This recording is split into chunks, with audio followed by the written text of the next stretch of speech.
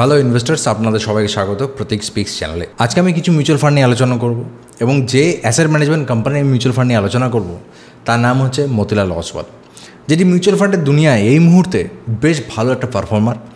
এর কিছু ফান্ড খুব আউট পারফর্ম করেছে মার্কেটকে। আজকে সেরকম কিছু ফান্ড আমরা দেখে নেব।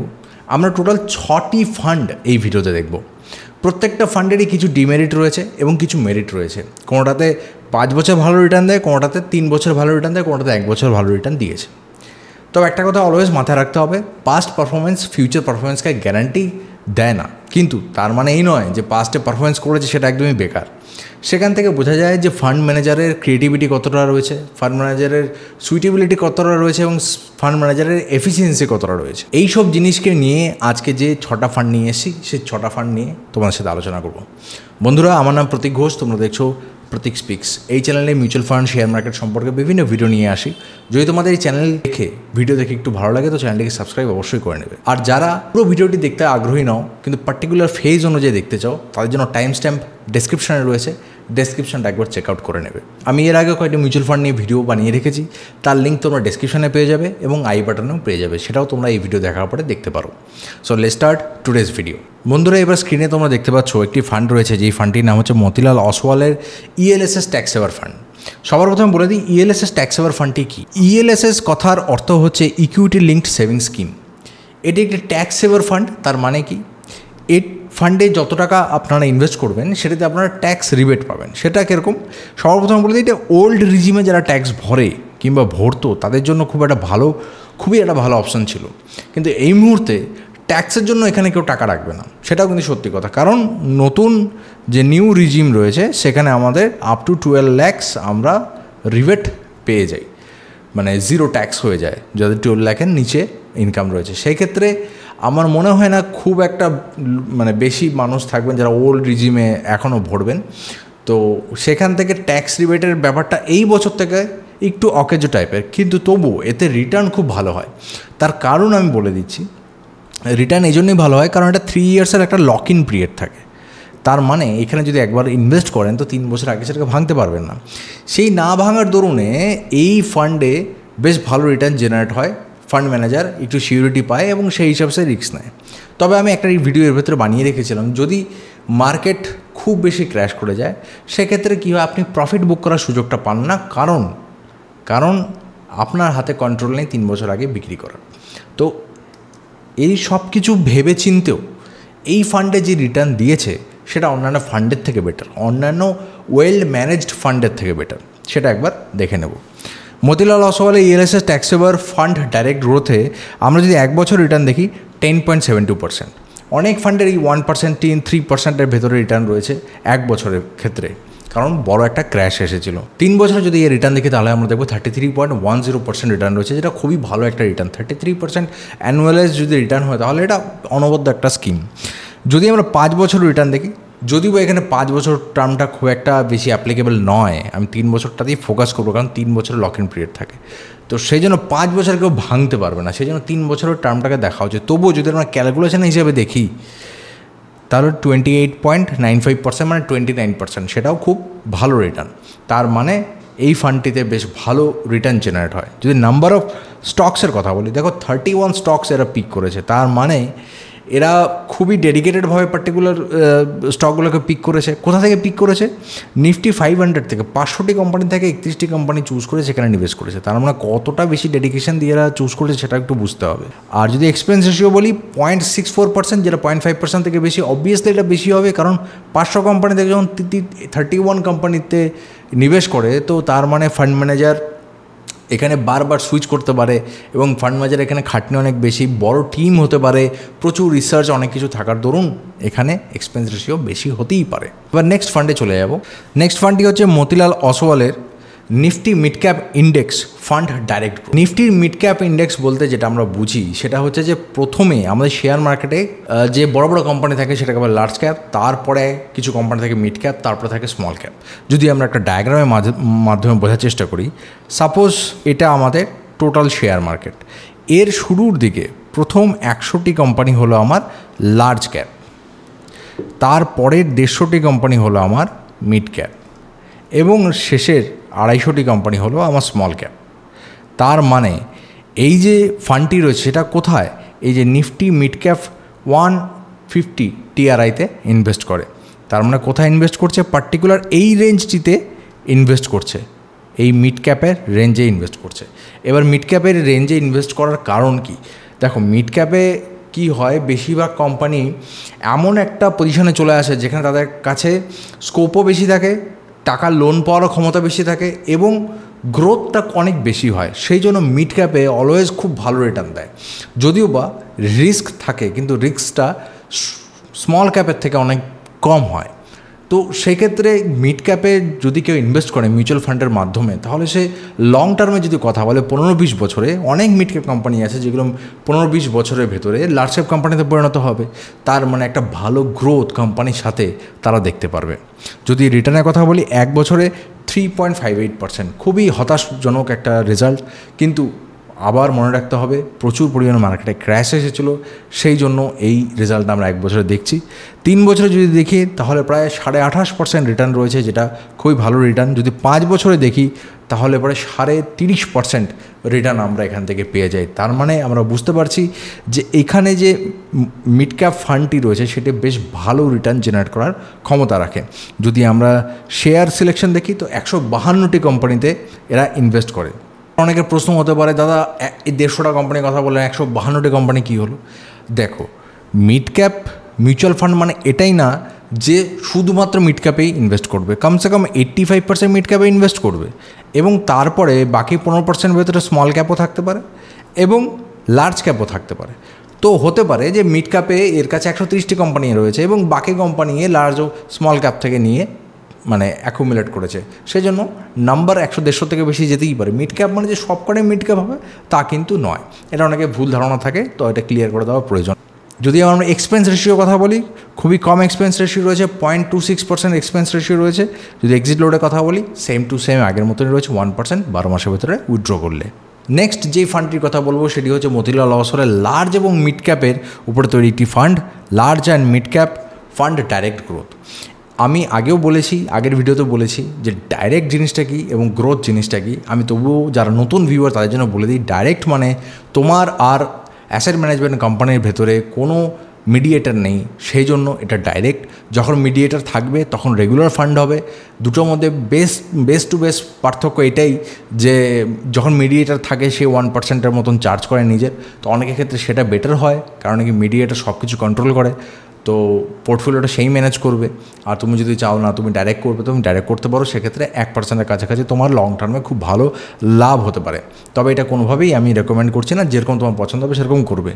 আর গ্রোথের ক্ষেত্রে একটু অ্যাক্টিভলি ম্যানেজ যেসব ফান্ড থাকে সেগুলোতে গ্রোথ শব্দটি ব্যবহার করা হয়, যাতে এটা বোঝানোর জন্য যে ফান্ডটিতে গ্রোথ আছে। এটা একটা মার্কেটিং বেশি স্ট্র্যাটেজি, তবে অ্যাক্টিভলি ম্যানেজ হয়, মানে সময় সময় রিব্যালেন্সিং বিভিন্ন শেয়ারের হয়, কিছু শেয়ার কেনা হয়, কিছু শেয়ার বিক্রি করা হয় এবং সেটাই ডেডিকেটেড ফান্ড ম্যানেজারের দ্বারা করা হয়। যদি এর 1 বছর রিটার্ন দেখি, দেখো এই পড়ন্ত মার্কেটে ভালো রিটার্ন দিয়েছে 16.19%। যদি এর 3 বছর রিটার্ন দেখি 35.31% দেখতে পাচ্ছ, 3 বছরে তো খুবই ভালো। যদি 5 বছর রিটার্ন দেখি তাহলে 31.68% রিটার্ন দিয়েছে। এবার এখানে আরেকটা কথা বলে রাখি, অনেক সময় এই যে রিটার্নের পার্সেন্টেজগুলো দেখছো সেগুলো হয়তো তোমরা যখন নেটে চেক করতে হবে হালকা একটু ডিফারেন্স তোমরা পাবে। সেক্ষেত্রে আমি বলে দিই ডিফারেন্সটা এই জন্য হতে পারে, অনেকে হয়তো এসআইপি সিলেক্ট করে রিটার্ন দেখছো, অনেকে হয়তো লামসাম সিলেক্ট করে রিটার্ন দেখছো, তো সেই ক্ষেত্রে একটু ডিফারেন্স হতে পারে। এবং যদি তোমরা 3-4 দিন পরে ভিডিও দেখো তো সেক্ষেত্রে হালকা চেঞ্জেস হয়, তবে মোর আনলেস 1%-এর বেশি চেঞ্জেস তোমরা রিটার্নে দেখতে পাবে না। যদি এর এক্সপেন্স রেশিও কথা বলি, 0.64% হচ্ছে এক্সপেন্স রেশিও। আমি আগেও বলেছি যেগুলো ভালো রেজাল্ট দেয় সেগুলো এক্সপেন্স রেশিও একটু বেশি চার্জ করবে, অতটুকু আমরা সহ্য করতে পারি। Exit load same to same রয়েছে। কোথায় ইনভেস্ট করছে? Mid cap 250, large and mid cap 250। তার মানে যে আমি একটু আগে ড্রয়িংটা করেছিলাম, প্রথম 100টি হচ্ছে লার্জ ক্যাপ, পরের 150টি হচ্ছে মিড ক্যাপ। তার মানে এই দুটো মিলে কত হচ্ছে? 250। এই প্রথম 250টি কোম্পানির উপরে নিবেশ করে। কটা কোম্পানি পিক করেছে? 31 নম্বর অফ স্টক পিক করেছে। তার মানে বেশ ডেডিকেটেডভাবে এরা পার্টিকুলার স্টকগুলিকে বাছাই করে, তার রেজাল্ট তোমরা এর পার্সেন্টেজ রিটার্নের ভেতরেই দেখতে পাচ্ছ। নেক্সট যে ফান্ডটির কথা বলবো, এটি একটি রিস্কি ফান্ড, কারণ এটা স্মল ক্যাপ ইন্ডেক্সের উপর নির্ভর করে। তো এই ফান্ডটির নাম হচ্ছে Motilal Oswal Nifty small cap index fund direct growth. এখানে স্মল ক্যাপের যে 250টি কোম্পানি, যে শেষের 250টি কোম্পানি ছিল, সেই 250টি কোম্পানিতে নিবেশ করে। এবং এখানে তোমরা দেখতে পারবে যে এর রিটার্নটা একটু কম, মানে অনেক কম, সবথেকে কমের ভেতরে এটাই রয়েছে 1.31%। কারণ এই যে মার্কেট ফল হয়েছিল, স্মল ক্যাপ সবথেকে বেশি নিচের দিকে গেছিলো, সবথেকে বেশি কারেকশন স্মল ক্যাপে দেখা গেছিলো, সেই জন্য এখানে রিটার্নটা অনেকটাই কম দেখা যাচ্ছে। কিন্তু তবুও আমি শুরুতেই বলছি, এর রিস্কও বেশি, এর রিওয়ার্ডটাও কিন্তু খুব বেশি। যখন স্মল ক্যাপ চলবে তখন এর রিওয়ার্ডটা অনেক বেশি হবে। দেখো, এত বড় ফল আসার পরেও যদি এর 3 বছরের অ্যাভারেজ এখনও 29.73% থাকে, তার মানে বোঝা যাচ্ছে যে কত ভালো রিটার্ন দিয়ে এসছে। যদি আমরা 5 বছর দেখি তাহলে 33.60% রিটার্ন আমরা পাবো। আবার যদি আমরা এখানে নাম্বার অফ শেয়ার দেখি 251, অনেকে বলতে পারো 250, তো স্মল ক্যাপ কোম্পানি 251 কী করে হলো? কারণ এখানে মিড ক্যাপ ও লার্জ ক্যাপেরও কিছু শেয়ার এখানে অ্যাড করা রয়েছে।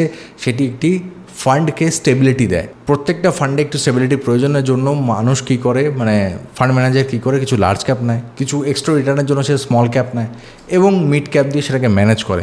তো যেরকম হবে সেরকমভাবে ম্যানেজ হয়। মোটামুটি 65%-এর উপরে স্মল ক্যাপ কোম্পানি থাকে স্মল ক্যাপ মিউচুয়াল ফান্ডে। তার উপরে বাকি যে 35% রয়েছে সেখানে কিছু বন্ডও রাখতে পারে, যদি তাদের মনে হয় গোল্ডও কিনে রাখতে পারে, সেটাও ফান্ড ম্যানেজার করতে পারে ফান্ডকে ব্যালেন্স করার জন্য। এবার এখানে দেখতে পারো যে 30.33% হচ্ছে এর এক্সপেন্স রেশিও। তার মানে খুব একটা বেশি এক্সপেন্স রেশিও এখানে আমরা দেখতে পাচ্ছি না। Exit load same to same রয়েছে 1% 12 মাসের জন্য। নেক্সট যে ফান্ডটি কথা বলবো সেটাও একটা মিড ক্যাপ ফান্ড। একটু আগে আর একটা মিড ক্যাপ ফান্ডের আমি কথা বলেছি, কিন্তু সেই মিড ক্যাপ ফান্ড আর এই মিড ক্যাপ ফান্ডের মধ্যে অনেক পার্থক্য রয়েছে। কেন রয়েছে সব কিছু এক্সপ্লেন করবো এই ভিডিওতে। বন্ধুরা, এতক্ষণ অবধি যদি ভিডিওটি দেখে থাকো, ভিডিওটি যদি ভালো লেগে থাকে তো অবশ্যই একবার সাবস্ক্রাইব করে দেবে। দেখো, মতিলাল অসওয়ালের mid cap fund direct growth, 1 বছর রিটার্ন কত? 10.27, 3 বছর রিটার্ন কত? 36.91 এবং 5 বছরের রিটার্ন কত? 38.50% রিটার্ন রয়েছে। খুব বেশি রিটার্ন রয়েছে। কোথায় নিবেশ করছে? নিফটি মিড ক্যাপ যে 150টি কোম্পানি রয়েছে সেই 150টি কোম্পানিতেই এরা নিবেশ করে। তো কথা হচ্ছে, একটু আগে যে আমরা মিড ক্যাপ দেখলাম, এই যে 5 নম্বরে যেটা রয়েছে সেটাতে এত কম রিটার্ন, এটাতে এত ভালো রিটার্ন, মানে অনেকটাই ডিফারেন্স না? মানে 5 বছরে 8% করে তো মানে একটা এফডি রিটার্ন এক্সট্রা দিচ্ছে। তো কেন এটা কেন হচ্ছে? তার কারণ এখানে 152টি কোম্পানিতে নিবেশ করছে, এখানে 26টি কোম্পানিতে নিবেশ করছে। তার মানে এটা অনেক বেশি অ্যাক্টিভলি ম্যানেজড। এখানে বেশি পরিশ্রম দিচ্ছে ফান্ড ম্যানেজার। এখানে অত পরিশ্রম নেই, যা যা দরকার সব উঠিয়ে রেখেছি, যেরকম ইন্ডেক্স চলবে সেরকমই চলবে। সেই জন্য এখানে বেশি চার্জ করছে, 0.68% এক্সপেন্স রেশিও চার্জ করছে, এখানে 0.26% চার্জ করছে। তার মানে এখানে একটা সিমিলারিটি আমরা বুঝতে পারছি। যেখানে বেশি শেয়ার ওঠানো রয়েছে সেখানে এক্সপেন্স রেশিওটা কম, যেখানে কম শেয়ার ওঠানো রয়েছে সেখানে এক্সপেন্স রেশিওটা বেশি। তার মানে কেউ যদি তোমাদেরকে এটা বোঝাতে যায় যে এক্সপেন্স রেশিও কম দেখে কিনুন, কোনোদিনও কিনবে না। কারণ এক্সপেন্স রেশিও বেশি হওয়ার কারণ তো রয়েছে না, বেশি রিটার্ন জেনারেট করে দেবে, খাটনি বেশি করবে। এটা সবাই বলে না, সব কম এক্সপেন্স রেশিও দেখে চলে যায়। হ্যাঁ, যদি রিটার্ন সেরকম না হয় তাহলে এক্সপেন্স রেশিও কম দেখে নিতে পারো, সেটাতে কোনো অসুবিধা নেই। কিন্তু রিটার্নও বেশি দিচ্ছে সেটা তো দেখতে হবে। তো এখানে expense ratio 0.68%, exit load same to same. Nifty mid cap আমার থেকে ভালো তোমরাই বুঝে গেছো। এই 150টি কোম্পানি কোথায় থাকে? প্রথমে 100, তারপরে 150, তারপরে 250। সেই 150টি কোম্পানিতে নিবেশ করে, সেখান থেকে 26 নাম্বার অফ কোম্পানিকে বেছে বেছে পিক করে নিবেশ করেছে। সময় মতন নতুন কোম্পানি বাই করে, সময় মতন সেটাকে সেল করে আবার নতুন কোম্পানি বাই করে। সবার শেষে যে ফান্ডটির কথা বলবো সেই ফান্ডটি রিসেন্টলি লঞ্চ হয়েছে। কিন্তু এখানে একটা জিনিস বুঝতে হবে যে আমরা সবসময় পাস্ট রেজাল্ট দেখে এলাম। তো এবার এমন একটা ফান্ডের কথা বলবো যেটা শুধুমাত্র 1 বছরের ডেটা আছে, আগামী 2 বছর 3 বছরের ডেটা তৈরি হবে। তো এখানে নিবেশ করাটা একটু রিস্কি, কিন্তু আমরা অনেক সময় ডার্ক হর্সে নিজেদের বেট ধরি। এখানে রিটার্ন এতটাই ভালো দিয়েছে সেজন্য এটাকে আমি 1 নম্বরে রেখেছি। এই রিটার্নটি মানে 1 বছর অন্য কেউ তো দেয়নি, কিন্তু এ দিয়েছে। ফান্ডটির নাম হচ্ছে Motilal Oswal multi cap fund direct growth. এখানে আরেকটি ফান্ড রয়েছে multi cap asset fund direct growth. আমি অ্যাসেটের কথা বলছি না, এখানে পরিষ্কার নাম লেখা রয়েছে Motilal Oswal multi cap fund direct growth. এটি 1 বছরে প্রায় 30.24% রিটার্ন দিয়েছে। 3 বছর 5 বছরের ডেটা নেই। নাম্বার অফ স্টক পিক করেছে কটা? 22টি। Expense ratio 0.55, exit load 1%। কোথায় নিবেশ করছে? মাল্টি ক্যাপের মধ্যে ব্যাপারটা কী হয়, তিনটে যে ক্যাপ রয়েছে, market capitalization, large cap, mid cap, small cap, তিনটাতে ইনভেস্ট করে 50:25:25 সেই হিসাবে নিবেশ করে। এখানে এক বছরে 30.24% রিটার্ন রয়েছে। আমি এতটুকু দেখে বলছি যে আগামী দিনে এটি অ্যাটলিস্ট, যেহেতু এখানে 50% লার্জ ক্যাপে থাকবে, অ্যাটলিস্ট 20-25%-এর ভেতরে মিনিমাম রিটার্ন দেবে, বাকিটা ফিউচার বলবে।